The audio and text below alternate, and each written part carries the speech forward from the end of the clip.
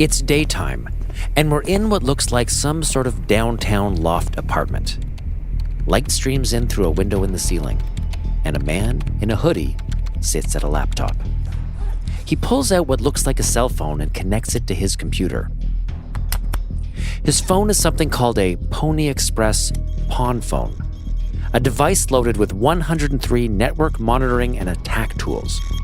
And, as the man points out, it's a dream device for pen testers and hackers. On the screen of the phone, we can see he's running an app called Crack Sim, an app that lets him hack into any cell phone in the world remotely. He enters a number on the screen, and moments later, he's connected to the cell phone of his victim. And with a couple more keystrokes, he uploads a piece of malware onto the unsuspecting phone. And then, a message pops up. Complete, the message says. Device successfully infected. And just like that, he's in. Anything that the owner of that phone can do, he can now do too. In fact, he can do even more. The first thing he decides to do is to eavesdrop using his victim's phone's microphone as a bug. Anything going on in the same room of the phone can now get live streamed. And so, the man in the hoodie waits and listens. What I just described was a scene from the second season of the TV show Mr. Robot. It's a scene where Elliot, the main character of the show, uses a piece of mobile malware to turn an ordinary cell phone into a bugging device. And it's unsettling for a whole number of obvious reasons, but the one that struck me the most is just how easy they made it look. And yes, hacking does tend to get compressed and way oversimplified when presented in TV land, but it did get me thinking, at the core of all of this, could this really happen, or at least happen-ish? Are our phones actually that easy to hack? And even if I'm not all that concerned about my phone being used as a bugging device, because quite frankly, I don't think I do all that much that a hacker would actually be interested in eavesdropping on, my phone still does have an awful lot of personal information on it, things that I really wouldn't want a stranger having access to. And I don't know about you, but at this point, I've got my laptop pretty locked down. But on my cell phone, I've got nothing. Nada. And I'm clearly not alone. According to a story on Politico, John Kelly, the White House chief of staff, may have had his personal cell phone hacked. It's still unclear what, if anything, hackers may have gotten from his phone, but just the fact that they may have gotten to a phone that may have spent some time inside the West Wing feels nuts. And if that report is true and John Kelly's phone actually did get hacked, my guess is that it probably wouldn't be all that hard to hack mine. Well, that's what we're about to find out. Welcome to Hackable, an original podcast from McAfee. This computer is on the job around the clock in case of attack. Their principal target is you. The design is complete, but will it work? Shake hands with danger. So I'm here, as always, with Bruce Snell, cybersecurity expert and, as he likes to be referred to, professional shady character. Hello, Bruce. Good morning, Jeff. So, Bruce, in just a few minutes, a hacker who happens to currently be in France, we're going to do this remotely, has said that all the way from France, he can hack into my personal cell phone and he'll be able to track everything that I'm doing on my cell phone. But before this hacker hacks my cell phone, I got a couple questions for you. Mm-hmm. Today, we are talking about mobile phone hacking, which is something I haven't really thought a lot about. Like, I have my computer, which, you know, over the course of doing this show, I've secured with all sorts of things that you've helped me with, including virus scanning and VPNs and all sorts of other things. I even back it up to the cloud, which I'm very excited about. Good job. So I feel like my laptop is reasonably secure, though I'm sure I will eat my words at some point. Of course. My mobile phone, of course, has no security on it, and I don't even think about it as a computer, even though obviously it is. It got me thinking, what is the threat behind a mobile device? You made the comment about it's a computer. I mean, there's always statistics about, your phone has more power than the, Apollo 12 mission, et cetera, et cetera. But those are all, weighted statistics, right? I think my refrigerator has more computing power than the old space capsules, right? But, we use our mobile devices as just kind of they're such a part of what we do now that we don't even think of them as distinct computing devices, which they really are. And of course, anytime you have any sort of computing, you're running software, and any sort of software typically has some sort of bug that a bad guy can use to exploit. Not only do I not think of it as a computer, but I don't even think about it in the same way. I think, okay, if I get a sketchy email that says open this attachment, I'm not going to open that attachment. And that's usually, I think, maybe I'm naive, the way into my laptop. Right. I just don't think of people targeting my phone in the same way. It's interesting. There have been a few exploits over the past couple of years that take the same sort of method. I mean, there was one of the Heartbleed variants a couple years ago.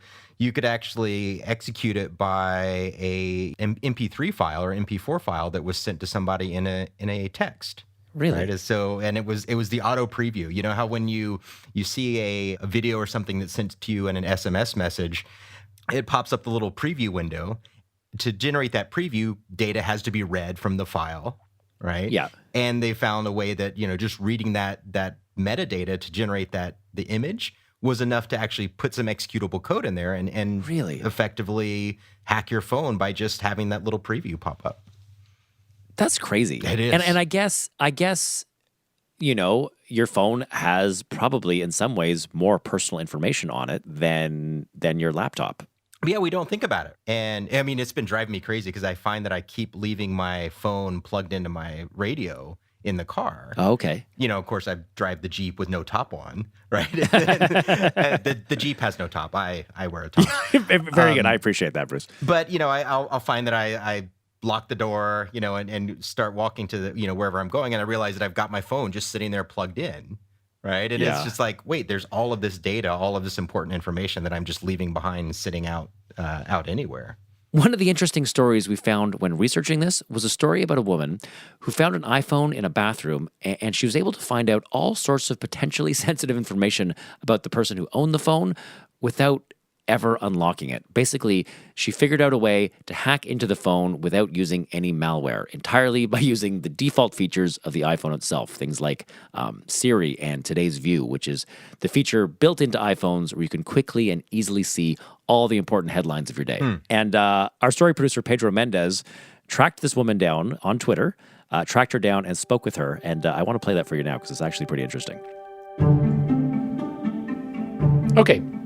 Could you just tell me your name and what you do? Hi, my name is Nessa May, and I'm a student at a university here in Georgia. And I like doing aerial yoga and being on Twitter. So you don't consider yourself a hacker? No, I am not tech savvy at all. So take me back to the incident that kind of made you Twitter famous for a little bit, and tell me what happened. Tell me the story from the beginning. So I just got out of lab, and I finished early, so I went to the bathroom, and I went in this stall, and I noticed that there was a phone sitting on the toilet paper rolls.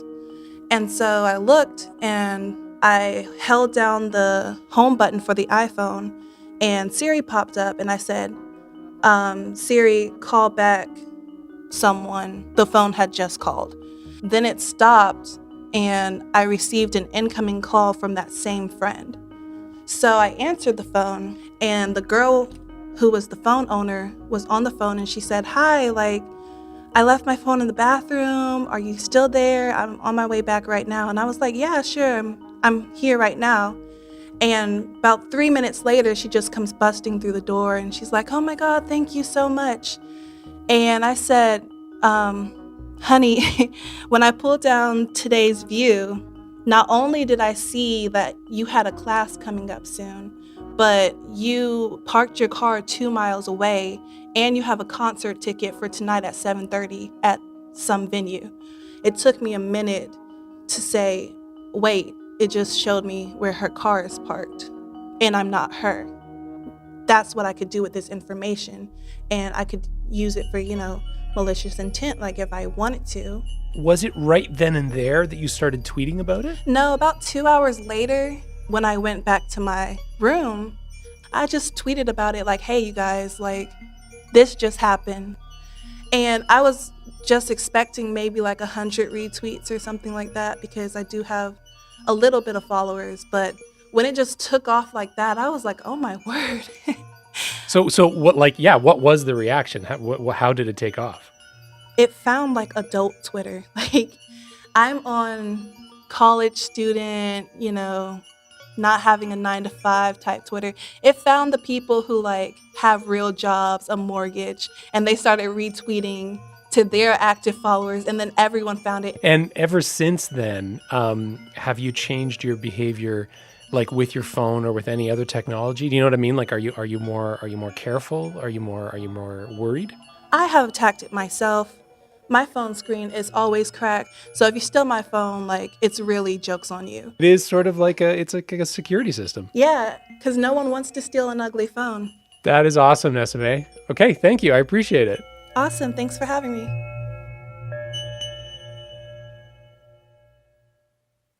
So that's kind of terrifying. I never think that, I have my goofy password on my phone, and I think, okay, that's safe, but it's amazing that it isn't. Right. Yeah, I mean, especially when you start we have these features that allow us to do things and make our lives easier, like Siri and Alexa, and an OK Google, but we really don't think about what sort of access those might potentially give us. I know, and just for people who have iPhones, I did look up, UK's Metro newspaper did list some things you can do to protect yourself if you have an iPhone. I can pretend I'm Bruce Snell for a moment and give advice, what they recommended. Oh, let's hear it. I can channel my inner you. Apparently, I'm actually quoting this. You go to Settings, you select Touch ID and Passcode, and under Allow Access when locked, you choose Switch Off on Siri. There you go. There you go. So if you do those things, apparently you won't be vulnerable to this attack. But kind of crazy that the default setting lets your phone be vulnerable. Right, and I suspect those things may start changing, right? As we start seeing more and more attacks or more vulnerabilities that are discovered. I have an older phone. It's a Nexus 5 phone. It's one of the Google phones. It's probably, 3 or 4 years old, but it's still, in decent shape. We found an ethical hacker. When I told him the phone I have, he was like, fantastic. I can hack your phone. So he has promised to hack my phone remotely. He's in France, and we're going to do this over Skype. Are you learning French exclamations for when he hacks them? Zut alors. Zut alors. I think I'll see if I can work that in somewhere. Okay, if that's not too offensive. Please do. All right, thank you.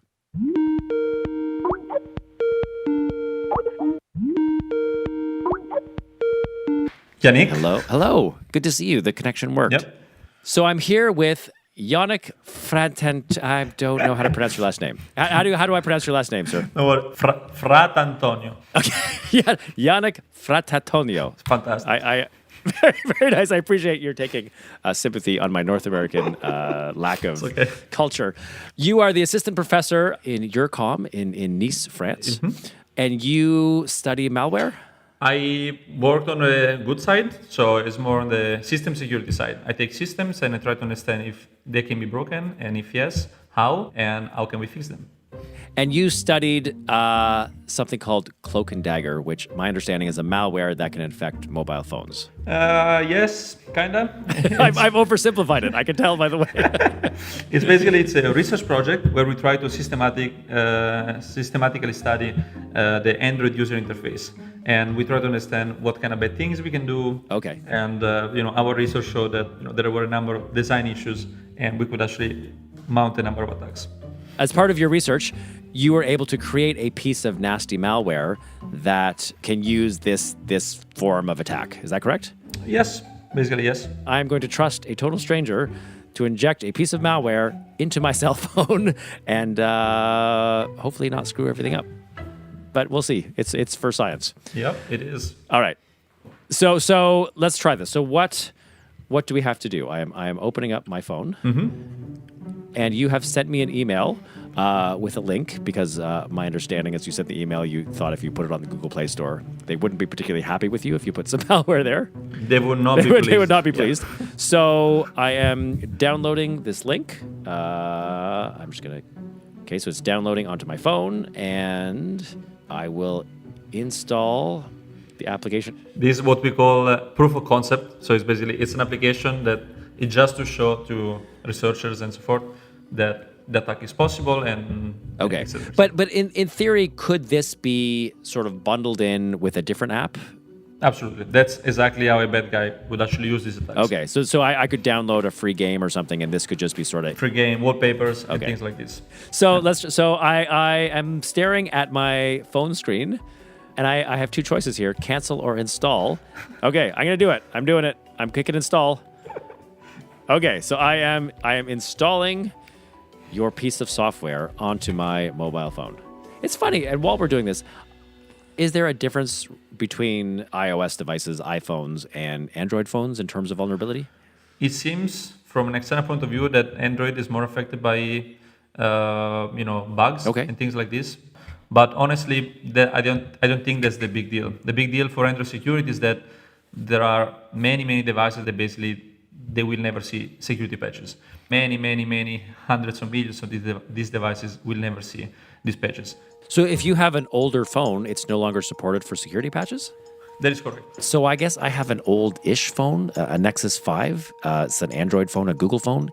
Is that still supported with security patches? Nexus 5, unfortunately, end of life for security was, I think, October 2016. Oh. So for about a year, this phone basically has not get any update. So all the bugs that have been disclosed can be used by attackers to affect these phones. Is that the same for Apple phones? Not as far as you know. Okay, well, when we're done here recording, I might just go down to the Apple Store and finally cave and join the iPhone army. In the meantime, I have my Android Nexus 5 phone, and I have downloaded your malware demo software onto it, and I am going to open it and see what happens. So again, this application was developed as a proof of concept. Okay. So basically, the user can actually play with it and to see the attack or not. So as a test, you can press on Start Grid Attack, the first button. Okay. You should see a grid popping out. Yep, that looks a lot. There's a grid that looks a lot like a keyboard. Exactly. So what's happening is my attack is creating a number of windows so that when you click on them, I understand exactly where you clicked. And, that's just for demonstration purposes. You actually see the grid on top of the keyboard. Yeah, if you change the switch and if you set the application to not show the attack, basically the grid is drawn invisible. So what I'm seeing here, Yannick, is, and this is a demo version of your malware. On my phone, there's a grid where the keyboard would be, and I'm guessing, and tell me if I'm right, you've mapped the screen so whenever I hit a button, it will tell you what the corresponding letter is. Is that correct? Correct. Okay. And so if I try logging into something, you'll be able to capture everything I'm typing. That's exactly what's happening. So whenever you open Facebook to put your Facebook password, basically our grid is actually drawn on top of the keyboard you're using. And so we kind of do some kind of user interface man in the middle and try to understand exactly where you click. And so we can infer your passwords, WhatsApp messages, and things like this. Okay. So shall we have some fun with this? Okay. So let me try. And what if I sign into Gmail? All right. Here we go. I'm gonna type. I'm at Gmail. I'm gonna type in my Gmail address. Okay. Okay. So my email address and my. I've entered my username and password. Can you see anything on your end? Yep. I can see gmail.com and the password seems to be Hackable. Is that correct? Wow. So that's crazy. So you've It worked.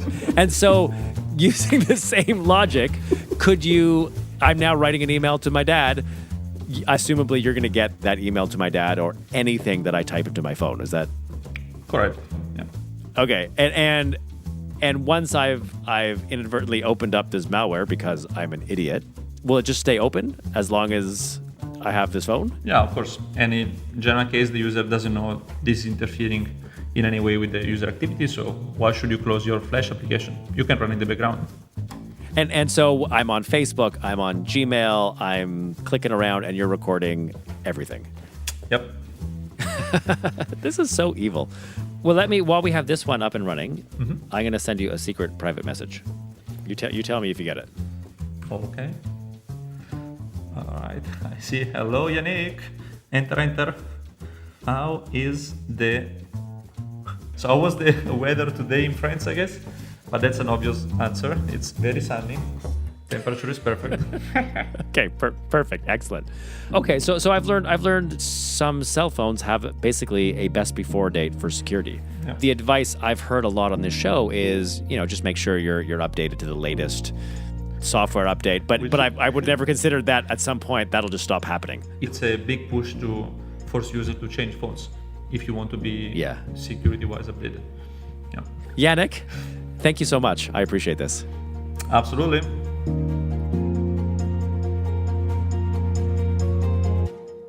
So, Bruce, Yannick's hack was kind of underwhelming in that it was so easy for him to do it. And I think that's what kind of chills me, is that it seems very simple to be able to log everything I type on my mobile device, which would be every text message to my wife, every password, everything. And if somebody actually had the ability to do that, or which they do on my phone, that's a lot of personal information. It is, and it's interesting. It's an interesting approach to getting at your data, right? I mean, you could create some sort of exploit that copies off the information on your phone or accesses, your history or things like that. But why not just make it easier and just record everything that you do, right? Yeah. Well, I know, and so simple. And, this is just my understanding, a small amount of script that, for the purpose of the demo, all it was the script, but this could be hidden in any sort of app. Right. It could be, any app that you see on the App Store. It could potentially be in a mobile web page that you come across. There's all sorts of methods to propagate this sort of attack. Now, the reason that your phone was vulnerable is because that particular vulnerability has been fixed, quite a while afterwards. So that's that issue of having older devices that are no longer supported and updated. So, yeah, and that's certainly my big takeaway from this is that, despite the fact that for whatever reasons, I want to hang on to my old phones, but as I learned today, it's not fine, because if Google or Apple or whatever decides to stop supporting it with security patches, you really can't use it. Yeah, no, it's true. And that's where you kind of look at the different approaches to the operating system, right? You've got Apple with its walled garden approach, which does a pretty good job of keeping a lot of these exploits out of circulation and helping to keep, the hand-me-down phones and tablets that my kids have are still secure, because, where else are they going to have, some sort of vector coming in, right? There's the App Store itself is pretty well protected. But then you look at, Android's approach, which is kind of a Wild West sort of approach. You still have a lot of holes that are open on these older devices. So, Bruce, if I want to keep my old clunker Nexus 5 going, I'm not totally 100% sure that I do, but if I do, what can I do to keep my phone safe? Well, always be careful about what you're downloading. Okay. Right. We have this kind of knee-jerk response to immediately download. If somebody sends us an attachment, we open it automatically, right? Or if someone sends a link, you want to click on it, right? But I just always recommend that you be careful when you do that, right? Because make sure that the attachment that somebody sent you was actually intended, and it's not just some sort of malware pretending to be them. And again, that's something that I would now automatically be suspicious of on my laptop. Right. But I just wouldn't think of it on my cell phone. But I guess what you're saying is I should translate that same behavior to my mobile as well. Yeah, because, over the past few years, there's definitely been a steady increase in malware for laptop. But we've seen a huge increase over the past, I'd say 5 years, in malware for mobile devices. Wow. The Android is being constantly attacked. And so it's something that, the bad guys realize that this is where everyone's spending all of their time on their mobile device. So of course there's going to be more malware for those devices. Okay, is there anything else that I can do? Yeah, make sure that you update your devices regularly, right? Even that old, clunker that you've got sitting around. Yeah. Check and make sure that that you have all of the updates installed and ready. And on older devices, especially older Android devices, you may have to do a little hunting around. Okay. Right? There may not be an official patch that has come out, but there may be, open source community efforts to patch vulnerabilities that exist out there. Okay, so if I have this right, all of the behaviors I have on my laptop in terms of don't open weird things that, my mom sends me that don't look like it's coming from my mom, I should be equally as careful on my mobile device. That's number one. And number two is that I should update my device regularly, which I do. But what I'm hearing from you is if I got an older device, they might not just be sent to my phone. I may have to dig around a little bit and find that security patch somewhere in the interweb. That's right. But, from a reliable source, right? Oh, yeah. So great. So now I'm finding the patch and now I have to make sure. No Russian websites or things like that. So I guess my final question, as a guy who likes hanging on to his stuff, partially because I'm cheap, but also partially because I just find that I don't want to have to get sucked into the latest and greatest, shiniest phone every 2 years. Sure. Can I keep my old phone or do I have no choice but to upgrade and surrender to the insanity of the cell phone industry? You could keep your old phone. You just have to be more careful, right? And I think I've made this analogy before, but it's like an old car. Yeah. Right. I don't drive my 65 Mustang like I drive my 3-year-old vehicle that I have, right? Okay. You've got different things you have to take care of, things you have to watch out for. Same thing with an older device. There may be patches out there that you have to hunt down. There's different things you have to do, but it's still usable. You just have to be a little bit more careful. Okay, so I can hang on to my old phone. I just have to kick the tires. Yeah, you do. You can tell I don't know anything about cars. Is kick the tires? Do you do that to an old car? What do you do? You can kick tires. Yeah. Okay, sure. that's my contribution to auto mechanics. Yep, tires seem kickable, like they're a thing. They're kickable. Made of rubber. We that's can perfect. Kick them. All right, Bruce. Thank you. I appreciate this. Thank you, Jeff. It was a pleasure. All right.